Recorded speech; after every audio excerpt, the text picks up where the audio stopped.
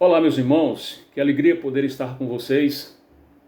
Gostaria muito de estar de maneira presencial, de forma presencial com os amados, mas não é possível, a circunstância nos impede. Mas mesmo de forma remota, a gente louva a Deus por esta oportunidade que vocês estão nos dando de poder trazer um devocional da Palavra de Deus, poder participar destas conferências mesmo de forma remota. Eu sou o missionário Reginaldo Rodrigues, nós servimos ao Senhor na cidade de Itapiúna, sou casado com Dona Maria do Carmo Vieira da Silva Rodrigues e junto nós temos 3 filhos, o Rômulo, a Raíssa e o Jaziel. Então nós estamos aqui já há 9 anos e 3 meses. Graças a Deus, Deus tem sido muito bom conosco. O momento é que é difícil, mas nós não temos por que reclamar, temos sido muito bem assistidos pelas igrejas que nos apoiam. Então, graças a Deus por Ele ser tão maravilhoso e saber que quem sustenta a obra dele é Ele mesmo.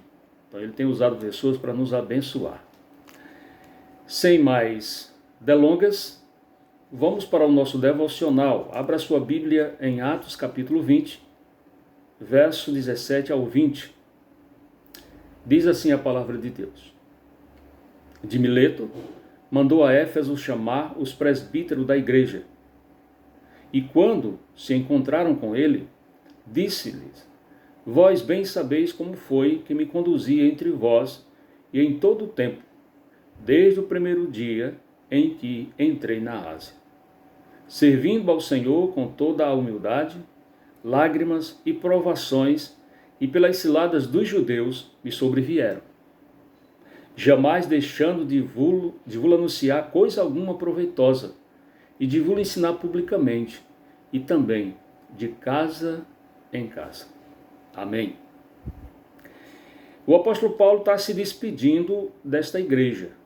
O apóstolo Paulo, ele está então de partida. Todos nós sabemos que o apóstolo Paulo está na sua 3ª viagem missionária, e aqui, precisamente em Éfeso, ele passou 3 anos. Mas os 3 anos que Paulo passa em Éfeso foi suficiente para impactar essa cidade. É tremendo, meus irmãos. Talvez das cidades que Paulo passou, nenhuma delas, o ministério de Paulo foi tão impactante, tão forte, com tantos resultados promissores, a ponto da igreja de Éfeso ser uma das mais importantes do Novo Testamento. A cidade de Éfeso é uma grande metrópole. Tinha em torno de 300 mil pessoas, ou 300 mil habitantes, mas era uma população totalmente tomada pela idolatria, pela feitiçaria, de forma descomunal. E o que me impressiona, meus amados irmãos, é que Paulo esteve ali apenas 3 anos, e 3 anos foi suficiente para Paulo impactar essa grande cidade. Me chama a atenção porque a idolatria, durante o ministério de Paulo em Éfeso, é desarticulada por completo. Os livros de feitiçaria eram queimados em praça pública. E a palavra de Deus, ela se firmava cada vez mais. E curiosamente agora Paulo está se despedindo, Paulo está deixando a igreja, com resultados tão esplêndidos por causa de uma compaixão e misericórdia. Paulo tem ciência que há pobreza na região da Judéia. E ele tem então o cuidado de levantar uma oferta entre as igrejas gentílicas e então leva aqueles irmãos que estão passando grande necessidade na região da Judéia. E então deixa a igreja em Éfeso. E é nessa saída que ele reúne os presbíteros, os pastores, os líderes, para ter uma conversa com eles. E então Paulo vai transmitir alguns princípios para esses líderes, que eu creio deve reger a minha vida, a sua vida, as nossas vidas, ainda hoje. Então, para nós que estamos no ministério, para vocês que estão se preparando para ir para o ministério, é muito importante vocês conhecerem esses princípios. Por conta do tempo, nós não vamos muito nos alongar, mas eu queria apresentar 2 princípios fundamentais para a vida de um obreiro, para a vida de um pastor, de um missionário, para a vida de um servo de Deus. Esses princípios precisam estar bem vívidos em nossas mentes, se nós queremos realmente servir ao Senhor com toda a nossa dedicação. Primeira coisa, você precisa definir a quem você está servindo. Olha o verso 19. Servindo ao Senhor com toda a humildade, lágrimas e provações, e pela cilada dos judeus me sobrevieram. A primeira coisa que Paulo apresenta aí é definir a quem nós estamos servindo, a quem você está servindo. Então o ministério é isso, a quem você está servindo. O compromisso que você devemos ter com Deus. Você deve ter compromisso com Deus. A primeira coisa que precisamos entender é que o obreiro, ou os obreiros, os homens de Deus, é a Deus que eles estão servindo. Se você não tiver isso com muita clareza em sua mente, você pode correr o risco de estar servindo a uma denominação, a um movimento, ou mesmo a você, e não a Deus. Então é preciso que isso esteja bem definido. Paulo deixa bem definido o Deus a quem eu sirvo. O Deus a quem eu sirvo. Por isso é que é importante ter isso bem definido em nossas mentes. Tendo isso bem definido na sua mente, como obreiro, como pastor, como missionário, é importante porque quem serve a Deus não está preocupado com os holofortes, que é uma preocupação extra de alguns. Quem serve a Deus, quem tem isso definido em sua mente, não está preocupado com os holofortes. Então não vai entristecer com os holofortes, se não houver holofortes. E 2, ele não vai se desencorajar com as críticas. Por isso é que é importante o obreiro saber a quem ele está servindo. Se você serve a Deus, não vai estar preocupado com os holofortes. Se você serve a Deus, então você não vai ficar estimulado, desencorajado com as críticas que receber. E ainda no versículo 19, nós vamos perceber outra coisa. E pelo fato de você servir a Deus, não vai facilitar a sua vida. Não pense porque você é fiel à palavra, porque você é fiel a Deus, porque você entende que você está servindo a Deus, a coisa vai ser facilitada. Pelo contrário, pode complicar a sua vida. Pelo fato de você não transigir, não ter 2 pesos e 2 medidas, pelo fato de você não favorecer a esse ou aquele, mas ser justo em suas decisões, você vai complicar a sua vida. Olha o que é que Paulo diz no verso 19. Ainda. Com toda a humildade, aí ele diz, lágrimas e provações que pela cilada dos judeus me sobrevieram. Então, ser fiel a Deus, entender a quem você está servindo, pode trazer esse tipo de complicação. Quando você tem como único objetivo glorificar a Deus, quando o seu único objetivo é glorificar a Deus, mesmo assim, você vai ter problemas.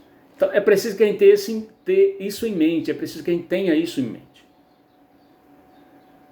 É preciso, para que a gente não venha se estimular, esmorecer, esfriar. Né? Se você está servindo a Deus, meu querido irmão, as circunstâncias não regem a sua vida. Não são o vetor das suas decisões, porque você está servindo a Deus. Entenda isso, você está servindo a Deus. Então nada disso vai te desencorajar, nada disso vai te deixar desestimulado. Nem se faltar holofortes, mesmo que seja criticado, mesmo que seja perseguido, você está servindo a Deus. Então, primeiro compromisso, entenda, defina em sua mente a quem você está servindo. Segunda coisa, versículo 18. E quando se encontraram com ele, disse-lhes: vós bem sabeis como foi que me conduzi entre vós em todo o tempo, desde o primeiro dia em que entrei na Ásia. Primeira coisa, ou segunda coisa que Paulo quer nos informar, que Paulo destaca aqui, é que o obreiro precisa ter compromisso com ele mesmo. Tem que ter cuidado dele mesmo. Ser obreiro não é fácil. Ele é um exemplo, ele é um espelho, ele deve ser um espelho. E Paulo faz questão de dizer como ele se conduziu no meio dos irmãos. No verso 28 ele vai dizer o quê? Atendei por vós mesmo, ou por vós, e por todo o rebanho, sobre o qual o Espírito Santo vos constituiu bispo, para pastoreardes a igreja de Deus, a qual ele comprou com seu próprio sangue. Outra coisa interessante, a igreja é de Deus. E vocês precisam se comportar de maneira coerente com aquilo que vocês ensinam. Meus irmãos, o que Paulo está dizendo aqui, o que Paulo está nos ensinando é o seguinte: a vida do líder é a vida da sua liderança. Seu ministério é do tamanho da sua reputação. O que Paulo está dizendo é que o homem de Deus precisa ser coerente, precisa ser um homem consistente. Coerente, consistente. Paulo vai dizer: vocês sabem, olha que coisa interessante, como eu me conduzi no vosso meio. Ou seja, Paulo não tinha caixa 2 moral. Ele não tinha caixa secreta. Paulo andava na luz. Sabemos muito bem, meus irmãos, que quando nós elaboramos projeto, ou quando a gente está estudando, se formando, vem em nossa mente várias ideias, vários ministérios, pensamentos de grandes projetos a desenvolver na obra do Senhor. Mas lembre de uma coisa: seja piedoso. Tenha cuidado de ti mesmo. É isso que Paulo está dizendo. E deixa que a reputação cuida Deus. Então o obreiro precisa ter isso em mente. O obreiro precisa cuidar de si mesmo, para que então seu ministério seja um ministério abençoado.